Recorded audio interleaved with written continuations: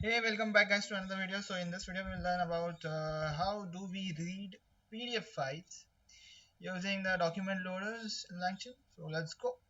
So for this we first need to install from this library from LangChain community dot document loaders.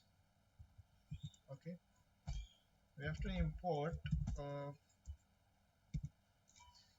py PDF, this library. Okay, so let's run this. Okay, it's running. So then we need to initialize this PDF loader, uh,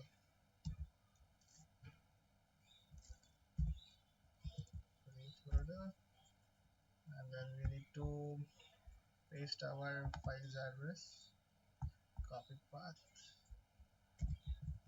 then we'll load it. Okay,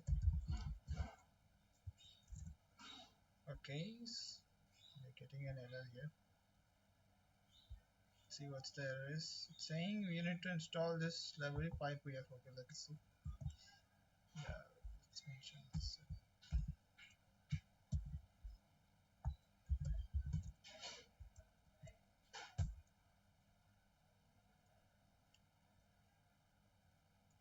Okay, it's installing.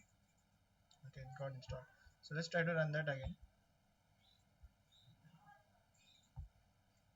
Here will now print the PDF loader as well.